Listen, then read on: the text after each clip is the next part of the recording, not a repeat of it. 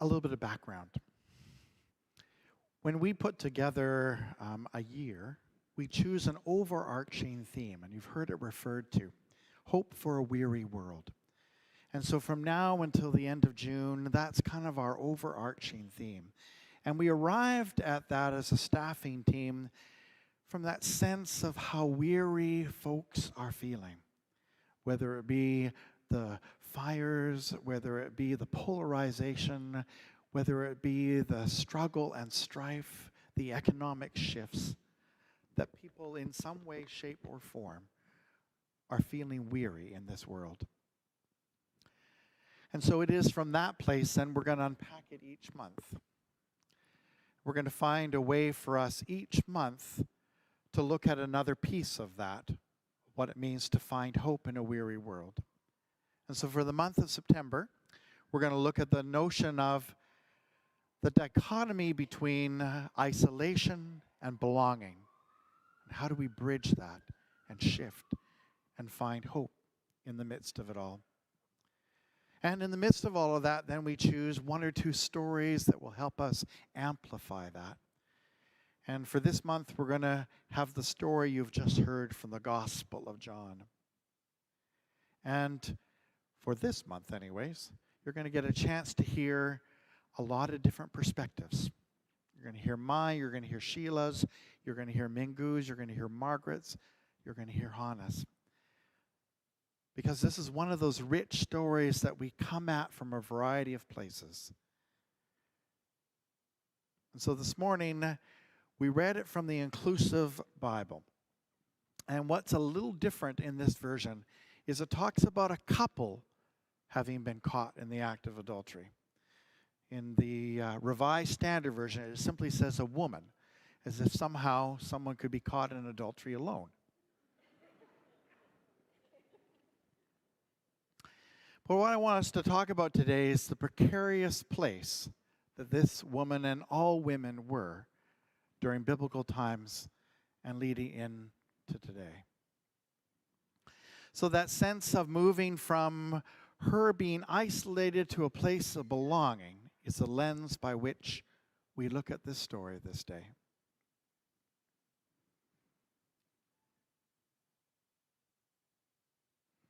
Sometimes this technology is going to work, and sometimes it's not. There we go. Women as a whole were precarious. They were not seen as persons. They were seen as property, an extension of a man's property in the way in which he operated in the world. If a woman was unmarried, she was the property of her father. And when she was married, she became the property of her husband. And what happened with that woman would bring wealth, shame, and or honor, depending on what occurred. By the time we get to Jesus' time, the rules about divorce and how that could be handled had become very precarious for women. A man could simply say, "You burnt the toast," and proclaim 3 times, "I divorce you, I divorce you, I divorce you." And that was it. That's all that they had to do. And suddenly, this woman's life would be turned upend. She would have no economic status, she would have no social status, and she would find herself in economic ruin. Perhaps her father would take her back, but she would be now damaged goods. In this story, there's a whole lot of power dynamics going on. And it's interesting that it's not about the sin of adultery. It is about one man's property being taken by another man. You're going to help me, Joan. In this story, Jesus does not focus on the act, but focuses on the community and the ways in which this woman can be restored to full participation and health in it.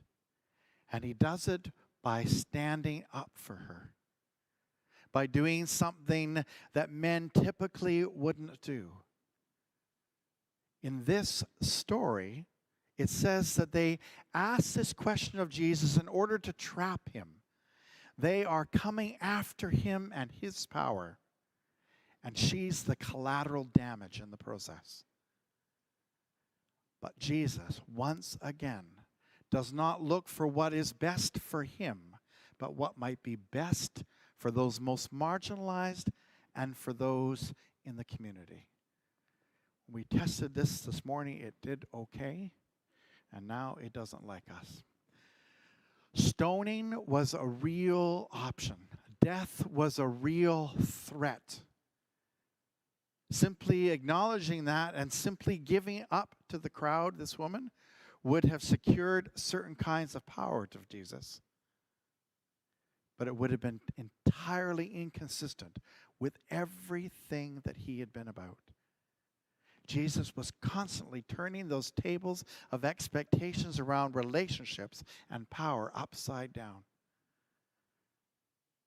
He sought out women in places of leadership and in places of conversation and saw them as human beings, not as property. That was a radical shift.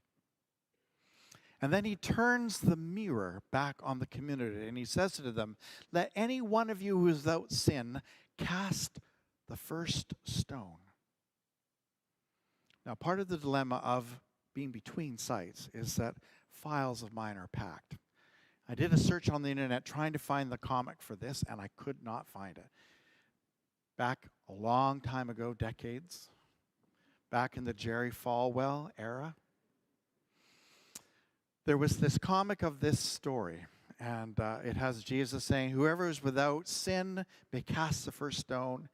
In the next frame, you see all these stones come and pelting this woman. And in the final frame, you see Jesus walking away with a cloud over his head saying, "The damn moral majority." Unfortunately, we could put the same thing around some of those new polarizations we have in our world, of those who feel that they own the right of judgment, that they have the truth. In this story, Jesus holds up a mirror in such a way that folks back away.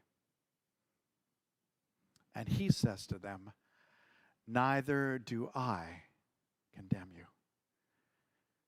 He doesn't go into long lengths about what she should or shouldn't do, or how to avoid this next time, or perhaps if you thought about some harm reduction in your life. He simply says to her, "You're loved. Is there no one here to condemn you? Neither do I. Go your way." Jesus' place of being is always to cultivate that sense of belonging, that sense that there is a place for everyone at the table, that each person's humanity, each person's worth is simply because of who they are. Like the song that Laura sang today, those true colors. That the true colors within each of us are called out by God, that they might indeed shine and become part of that rainbow in which we live and move and have our being. Joan, every time you see me wave my hand, if you can just advance for me, that'd be awesome. Strong people stand up for themselves, but stronger people stand up for others. This becomes an important truth for us in these days of change, in which we need to find hope and to find allies and to know that we have the power to make the difference. That part of how we shift the dynamics that are happening in the world is to move from a me first place to an us first place, in which we stand up for other people. I want to tell you a story. Some of you may know this story and remember it well. A young man named Matthew Shepard, who in 1998 was lured, because of his orientation being gay, out in Wyoming to a desert road, country road, dragged behind a car, tied to a fence, and left to die. It was a tragedy, a huge tragedy. And yet there were those who belonged to the Westboro Baptist Church who thought that they would take the opportunity at Matthew's funeral to make their views about homosexuality known. And they picketed his funeral with these signs. In the midst of the grieving, in the midst of the tragedy, in the midst of the violence, the religious folks come out with their stones, ready to pummel more. What was outstanding was the response of the community that got wind that this was happening. And so they dressed up as angels. And the whole community, one more time, there we go, made a line that simply prevented the family and those following to have to endure the hatred, the vitriol, the rocks. They played the role of Jesus that day, who stood on the side of those most marginalized, and did so in a non-violent but powerful way that said the world can be different.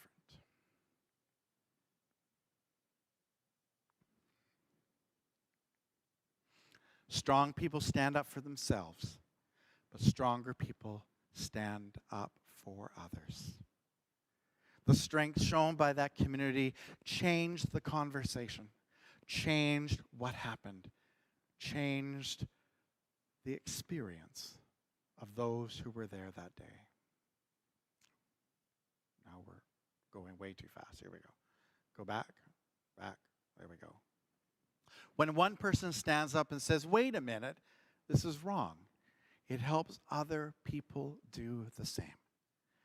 Jesus' example and our examples enable the world to start to move in a different direction. My question today is, what are some of those forces of social isolation that you're aware of? And I'm just going to touch on a few, but you know them far better than I do. There we go. New immigrants to Canada and to Victoria often find themselves feeling very, very isolated, whether it be language barriers, whether it be economic barriers, whether it be housing barriers. Folks often feel that they can't figure out where they belong.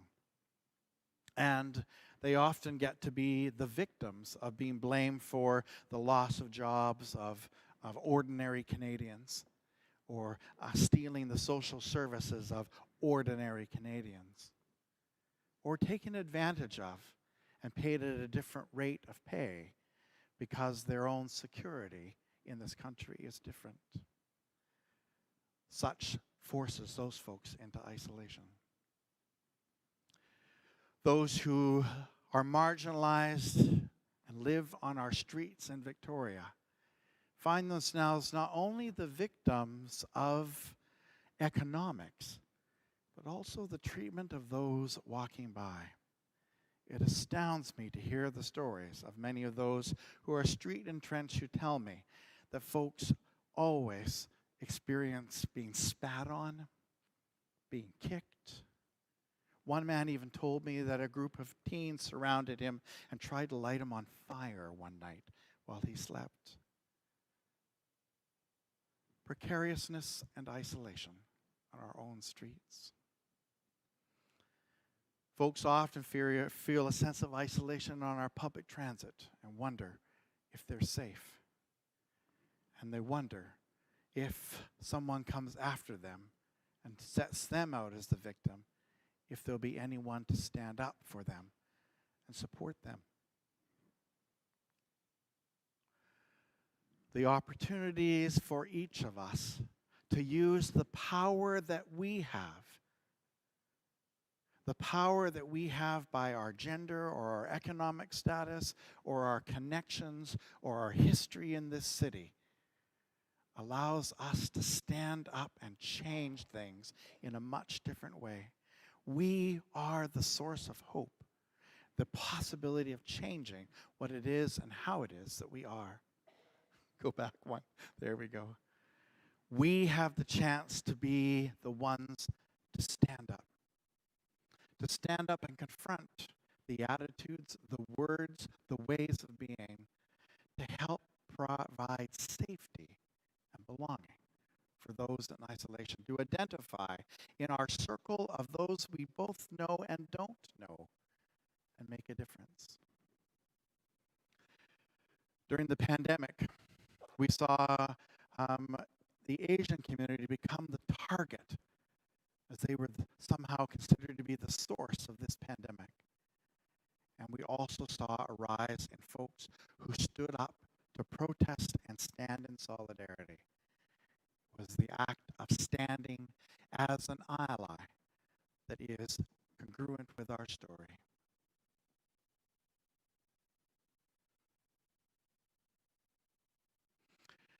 When the controversy about whether drag queen story time and library should occur, and those who wanted to push back around the issue of orientation and identity and gender, we saw huge numbers of folks come out in support of and to be allies and barriers between those who were hateful and those who were simply trying to be. In the midst of a convoy of my rights before anyone else, we saw other individuals come together and begin to say, we stand with those who are making the public health decisions, who have got the needs and the concerns of the public good in front of us. There were those who, in Toronto, for example, came out with their bikes and made it impossible for the convoys to move into some of the areas.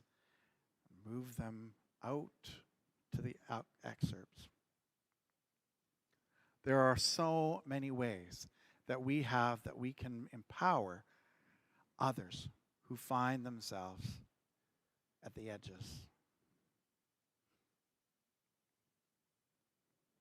Robert Kennedy said this: each time a person stands for an ideal or acts to improve the lot of others or strikes out against injustice, they send a tiny ripple of hope, and crossing each other from a million different centers of energy and daring, those ripples build a current which can sweep down the mightiest walls of oppression and resistance.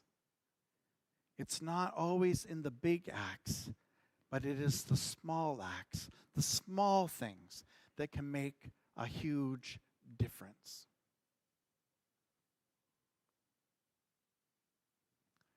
Ripples of hope.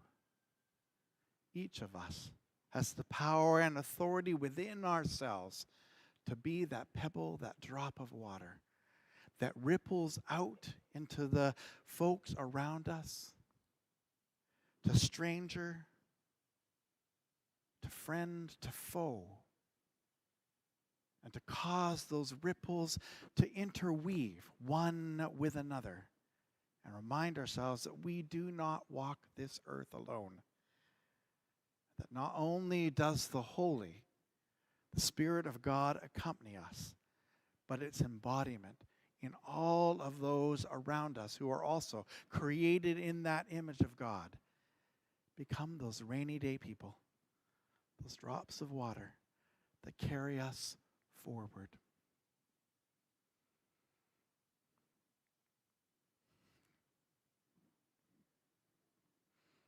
Confronting isolation and creating belonging. That's what Jesus does in this story. He moves the woman from becoming the object to becoming a full human participant in a new story. He changes the conversation and reminds each person there of both their strength and their vulnerability, and the capacity they have to live and be something different. And so each of us is called, like Jesus, to stand for what is right as we change that sense of isolation to belonging. Thanks be to God. Amen.